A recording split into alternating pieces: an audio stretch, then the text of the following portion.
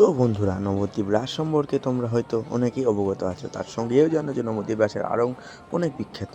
তো এখন নবদ্বীপ রাসের আড়ং বা শোভাযাত্রা পাশাপাশি নবদ্বীপ সরস্বতী পুজো তো কালনার মতো করে আড়ং বা শোভাযাত্রা হয়ে থাকে।